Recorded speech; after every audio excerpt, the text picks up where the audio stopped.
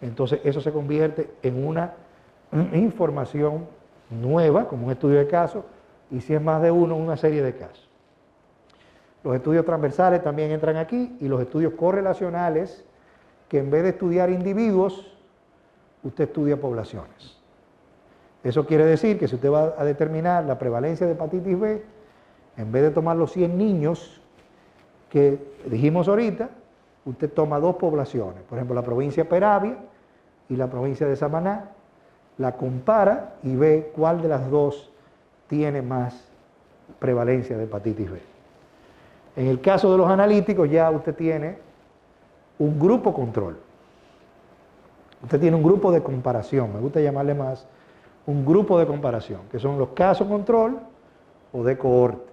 Caso control o de cohorte. Ahí ya usted tiene un grupo de comparación y es cuando usted desarrolla esas hipótesis para decir, no hay diferencias entre los que fuman y no fuman, el fumador es el caso y el que no fuma es el grupo de comparación.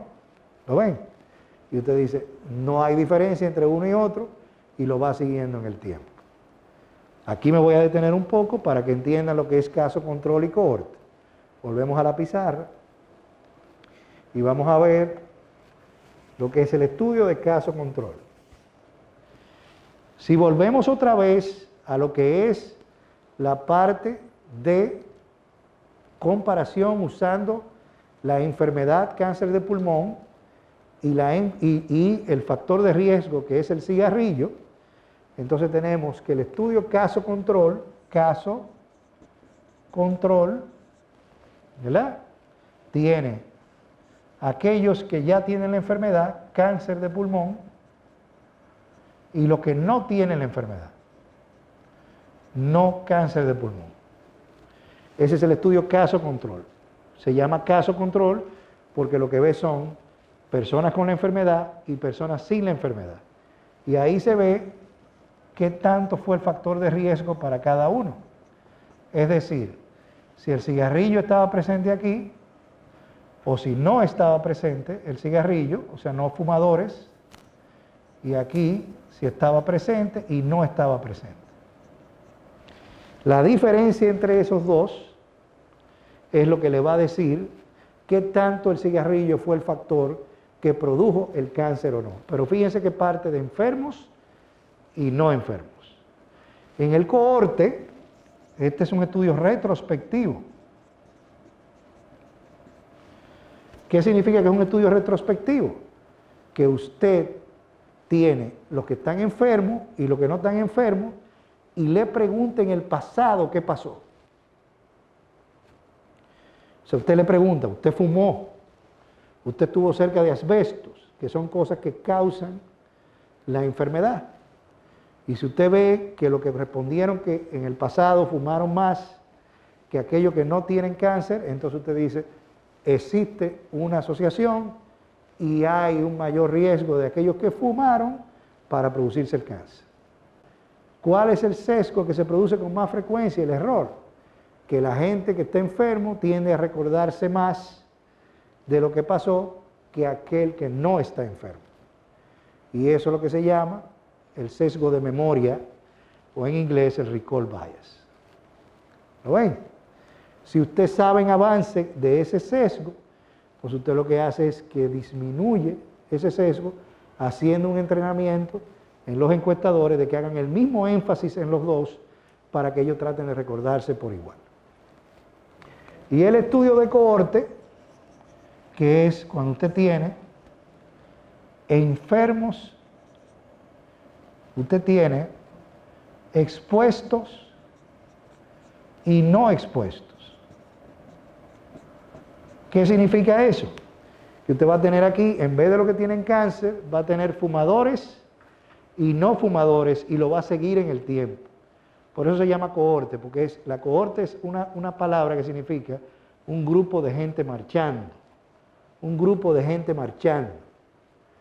Y esos estudios de cohorte, el que fuma y el que no fuma se sigue en el tiempo para ver quién desarrolló cáncer, quién no desarrolló cáncer y ver si existe una diferencia entre uno y otro. La evidencia ya nos dice que sí, que el cigarrillo, el que fuma, tiende a ser más propenso a tener cáncer que aquel que no fuma.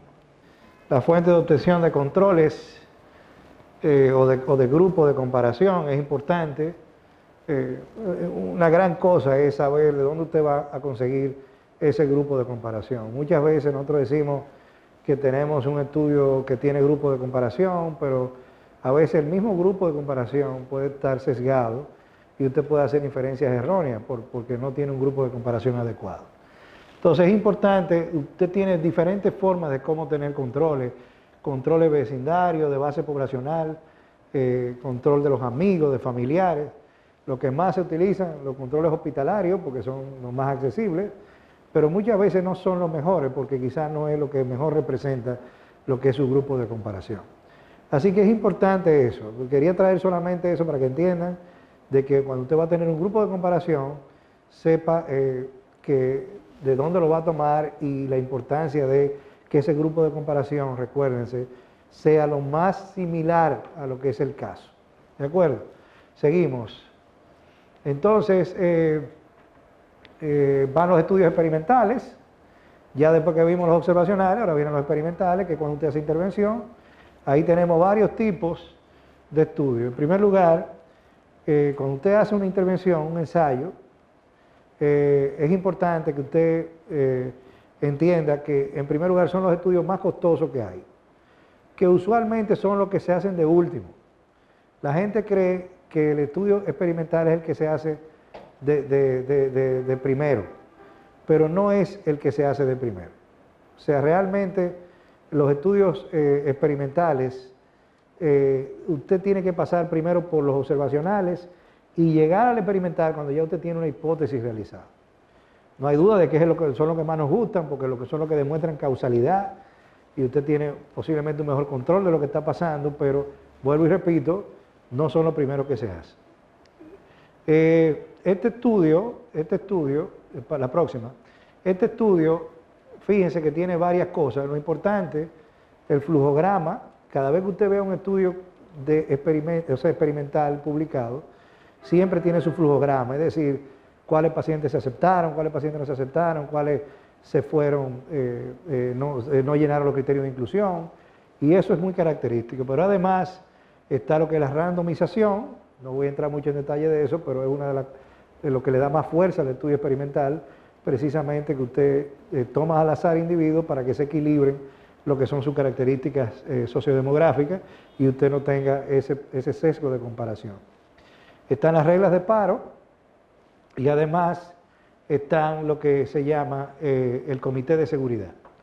La regla de paro no es más que usted tiene esa regla que si la rama que usted está haciendo, o sea, la rama, cuando decimos rama, es el grupo que usted está dándole la intervención, es más efectivo que el grupo que no se le está dando la intervención.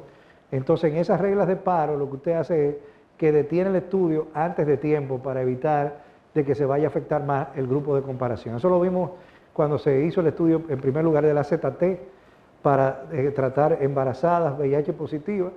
Se vio que cuando se le daba ZT a esas embarazadas positivas, se reducía más la transmisión de madre a hijo que en aquellas que no se le daba ZT. Y se vio antes de finalizar el estudio. Entonces, ¿qué se hizo? Se detuvo el estudio, eso se llama reglas de paro, se detuvo y se le comenzó a dar AZT a todas las madres, incluyendo las que estaban en el grupo placebo. Y hay un comité de seguridad que vigila por el estudio. Eso es muy importante porque, como es una intervención, tiene que haber un grupo externo que esté vigilante a que no haya un evento adverso que se produzca y haya que parar el estudio antes de tiempo. Próxima. Entonces, ya a manera de resumen, para que vean cómo es esto, tenemos dos tipos de estudios, observacionales y experimentales. Los observacionales son descriptivos, como ya lo he dicho, y analíticos. Y dentro de lo descriptivo está el caso clínico, la serie de casos, y los transversales, que también son parte de los estudios correlacionales. Recuérdense que transversales era en individuos y correlacionales eran en poblaciones. Y están los analíticos, que está el caso control, y los otros que es el cohorte. El cohorte tiene dos, que son prospectivo y retrospectivo. Ambos son de seguimiento. Lo único que el prospectivo es de ahora en adelante y el retrospectivo se toma en un periodo de tiempo que usted sigue esos expedientes, o sea, esos pacientes a través de los expedientes. Y están los estudios experimentales que también se llaman ensayos clínicos, que está el simple ciego, en la que usted, como el simple ciego, es el estudio en la que el paciente no sabe lo que se le está dando, pero usted sí sabe como investigador lo que está haciendo, ¿ok? Ese famoso simple ciego, que cuando usted, por ejemplo, está haciendo una elevación de la cantidad de medicación que le va a dar al paciente, por ejemplo, ¿de dónde sale ese número mágico de 81 miligramos de aspirina? 81 miligramos, eso fue un escalamiento de la dosis hasta que llegamos a 81 miligramos y dijimos, eso es lo necesario para evitar enfermedades cardiovasculares. ¿Lo ves? ¿Y por qué se hace ciego? Porque así la persona no tiene ese sesgo de saber qué está pasando en el estudio y de predisponerse a que haya un mejor o peor resultado. Eso es una técnica que se llama cegar al paciente y a la persona, que es lo que se llama doble ciego, que es uno de los más usados y lo que más se ve en la literatura, doble ciego controlado con placebo. Fíjense que he incluido dos nuevos conceptos, que es el de cegar, o sea, de poner ciego tanto al paciente como a la persona para que no haya un prejuicio y a todos se sigan por igual. Y el otro concepto que acabo de incluir es el de placebo, que es una sustancia que no tiene principio activo y que se usa para comparar a lo que sí usan la sustancia activa y se ve si hay diferencia entre uno y otro. Si hay diferencia en que la droga es mejor que el placebo, entonces estamos hablando de efectividad. Y está el triple ciego, que es que ni el paciente, ni la persona que está dando la droga, ni la persona que digita los datos, sabe lo que es. La persona que digita los datos sabe que 1, por ejemplo, es mejor que 2, pero no sabe si el 1 es el tratamiento o el 1 es el placebo. ¿De acuerdo?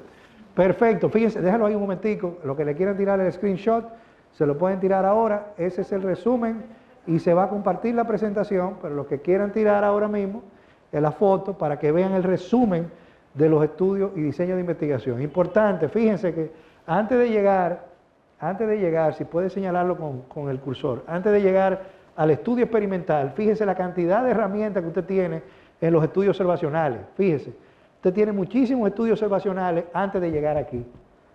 Entonces, usted cree que los ensayos clínicos pero usted tiene muchas cosas antes de llegar al ensayo clínico y es importante que usted lo sepa porque a veces vemos los estudios observacionales como que no son estudios potentes, pero sí lo son y son los que dan pie a que después usted haga un estudio experimental. Próxima.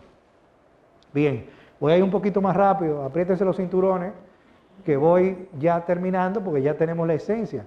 Ahora voy a hablar de estudios, otro tipo de estudio, cuasi experimental, por ejemplo, que es una intervención educativa. Por ejemplo, usted tiene dos grupos, en uno hace una intervención para prevenir una enfermedad y en otro no, y ve después cuáles de esos dos grupos hubo un mejor resultado, si en lo que se hizo la intervención educativa o en lo que no se hizo. ¿Por qué? Porque por eso se llama cuasi experimental, porque no es con medicamentos, no es haciendo una endoscopía, sino que es una intervención educativa y se le llama cuasi experimental. Próxima. Los estudios ecológicos, que son los que más me gustan a mí, lo que menos he hecho en mi vida, precisamente por lo difícil que son estudios poblacionales en la que se coge una población completa y se compara con otra población, pero para eso hay que tener una buena data y es a veces de lo que adolecemos en nuestros países para poder hacerlo. La investigación cualitativa, adelante, la investigación cualitativa se sustenta en varias perspectivas. Vuelvo y repito, eso es un webinar solamente.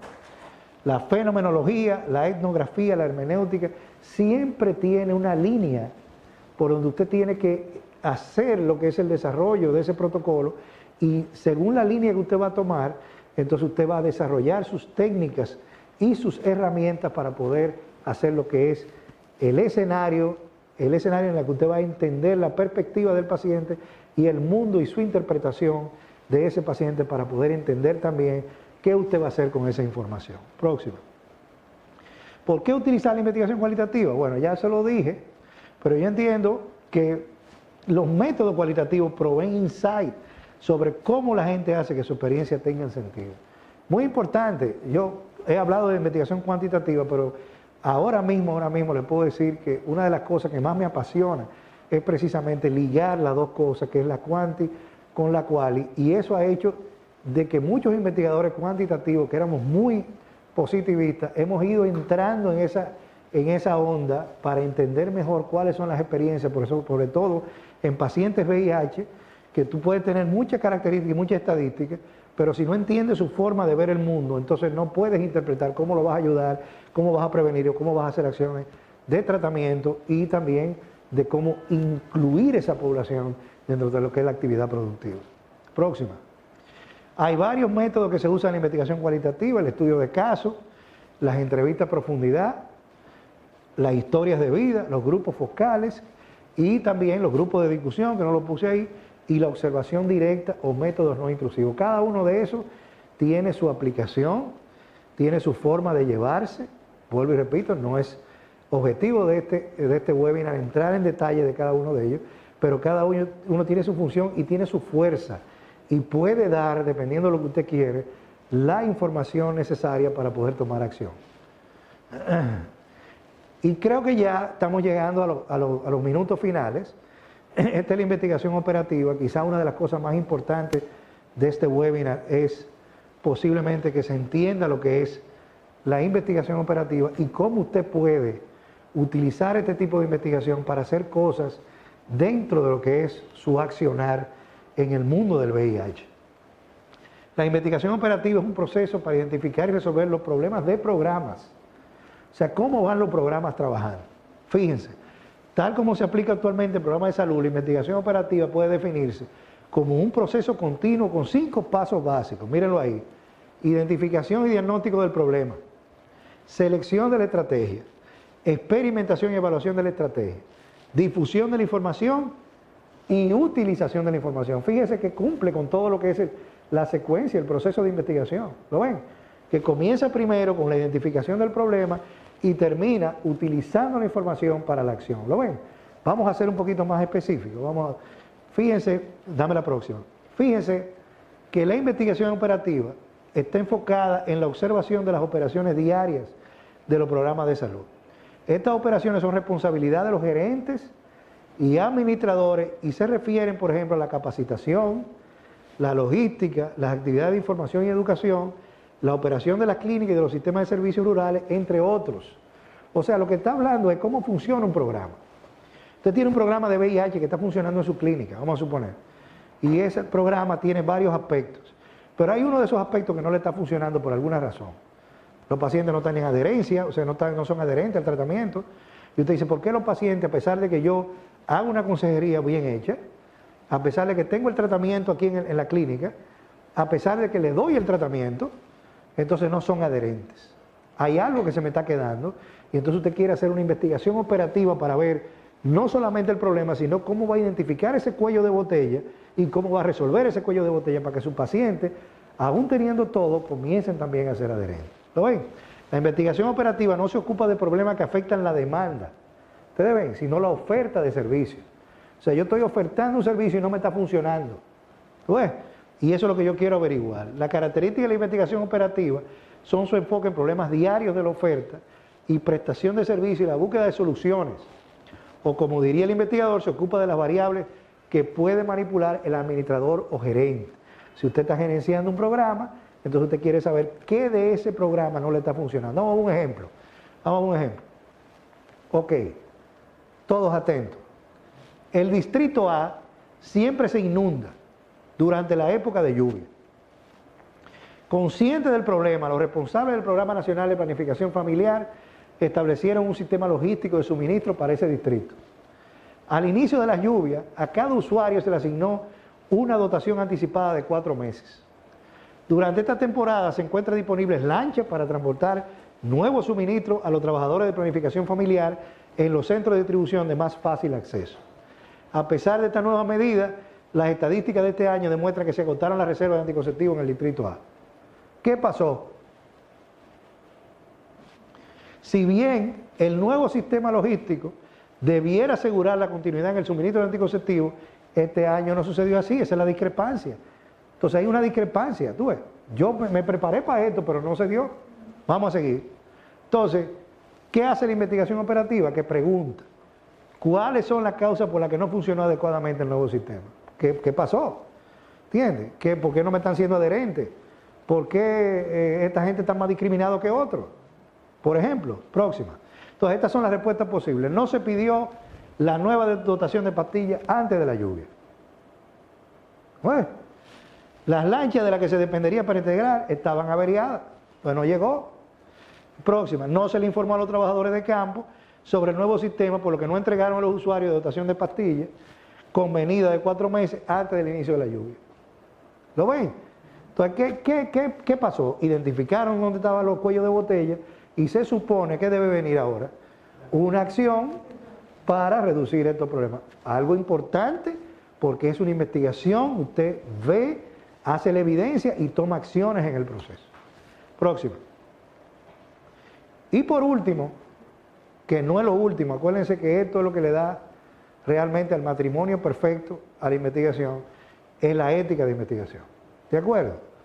Importante, aquí hay varias formas de cómo hacer evaluaciones éticas de investigación. En primer lugar está el CONABIOS, el Consejo Nacional de Bioética en Salud, y además hay comités de ética de investigación que pueden revisar su investigación, y la idea es que se evalúe ética y científicamente los estudios de forma independiente, competente y oportuna, libre de influencia política, institucional, profesional y del mercado.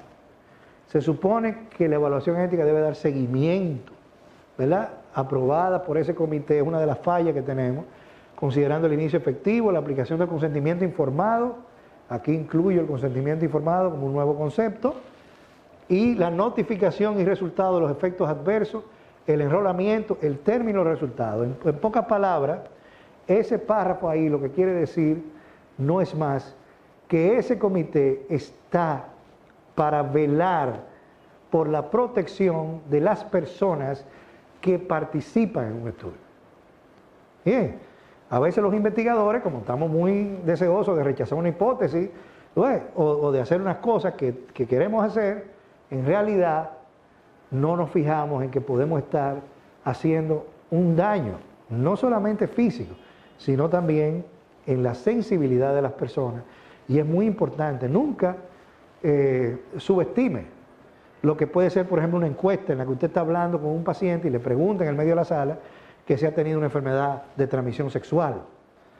Eso puede ser algo que si ella contesta que sí o que no, o él, puede ser algo que provoque un daño en lo que es la integridad de esa familia o de la relación de pareja. Entonces, todo eso tiene que velar el comité, no solamente porque pueda haber un daño físico, sino también un daño mental o un daño a los derechos que como persona tiene ese participante cuando va y él mismo acepta voluntariamente lo que es entrar a un estudio de investigación.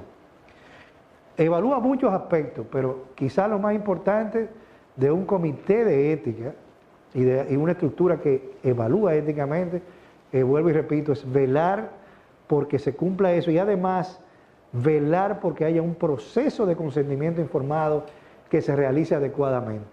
Recuérdense que estoy hablando de proceso de consentimiento informado. Mucha gente cree que el solo hecho de firmar un consentimiento ya le estamos dando un valor ético. Es cierto que tenemos que hacer la firma, pero es un proceso. ¿Qué significa que es un proceso? Que usted debe explicarle lo que dice ese consentimiento informado al participante. Nunca crea que todo lo que está ahí el participante lo domina. Usted se tiene que sentar ahí muchas veces hasta 30 minutos para poder explicarlo y ese proceso culmina con la firma voluntaria de esa persona, sabiendo que si se puede retirar en cualquier momento de la investigación, no le va a pasar nada y que usted lo va a seguir tratando igualitariamente. Bien, entonces vamos a las preguntas finales. Yo creo que terminamos ya aquí. Recuérdense bien lo que es el proceso de investigación y ahora vamos a hacer lo que se llama un post-test. Vuelvo y repito, estas no son preguntas para que usted pase o no pase.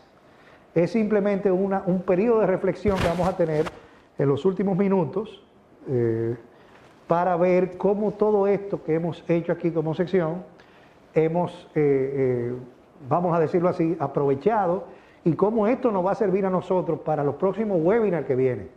O sea, cómo esto ha sido el gancho, vamos a decirlo así, el hook, para que ustedes se motiven a poder seguir con los webinars y entiendan cuáles son estos conceptos generales que se van a hacer más específicos a medida que vayamos pasando los webinars. Entonces vamos a ver de nuevo. Solamente le pedimos una extensión de 15 minutos a los participantes por la clase que tuvimos al inicio. Excelente, muy bien. Entonces vamos a poner en el chat de nuevo lo que es vamos a poner, así ya lo pusieron, comenzaron las respuestas. Vamos a ponerlo en el chat, el polep.com/mm529. En su opinión, ¿cuál sería el primer paso en la secuencia lógica para iniciar un proceso de investigación? Formular una pregunta de investigación, identificación de la situación o problema, plantear una pregunta de investigación, formular una pregunta, formulación del problema de investigación. Vamos a ver si vienen algunas más. Tenemos 6 resultados, 7.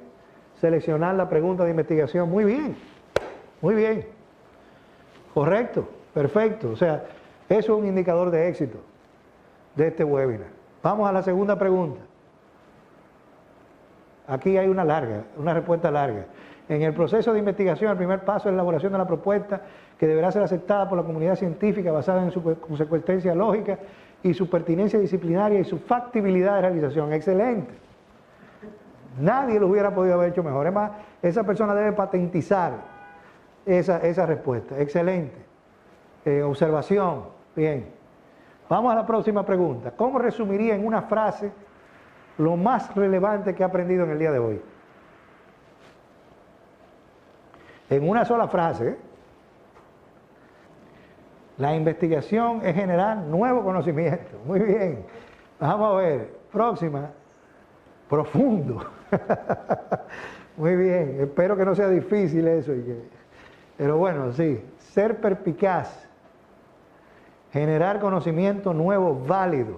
Wow. Muy bien. La investigación debe ser estructurada. Investigación es conocimiento nuevo, observación, hipótesis y ética. ¡Wow! Muy bien, muy bien. Muy contento. Es un indicador de éxito de que hayamos en su generalidad, a pesar de que hay mucha información, hemos entendido posiblemente lo que es el proceso de investigación y la importancia de lo que es tener conocimiento nuevo. La investigación requiere de sistematización y estructura para obtener buenos resultados. Exacto. Muy bien, vamos a la próxima. Próxima pregunta. ¿Cómo visualiza sus próximos pasos en el mundo de la investigación? Puede responder más de una vez esta pregunta. Ok, esta es la última ya. ¿Cómo visualiza sus próximos pasos en el mundo de la investigación? O sea, ¿lo ve cualitativo, lo ve cuantitativo, lo ve en investigación operativa o lo ve en las 3 cosas juntas? O no lo ve, simplemente no le gusta eso. Recuérdense que esto es anónimo. O sea que usted puede decir, mayormente operativo, investigar para la acción. Recomen, muy bien. Todo lo aprendido, aplicado. Okay. Eso es lo que se llama el paradigma de Research into Action. Muy bien. Investigación operativa para apoyar las soluciones de mi labor actual. Aplicar la investigación operativa. Muy bien. Muy bien, muy bien. Muy bien. Quizás me inviten en otro de los webinars para hablar un poquito más de investigación operativa. Muy bien. Vamos a ver. ¿Algo más? Bien, tenemos 6 resultados. Investigación operativa para describir la falta de efectividad del programa de prevención de CACU. Utilizar la investigación operativa para soluciones básicas. Bien, la investigación operativa se adueñó parece que gustó mucho más que cualquier otra cosa. Muy bien, señores. Muchísimas gracias. Ha sido un gran placer para mí haber compartido con ustedes. Voy a dejar unos minutos por si hay preguntas, por si quieren hacer algún comentario en la audiencia. Tenemos unos 8 minutos para eso. Así que muchísimas gracias.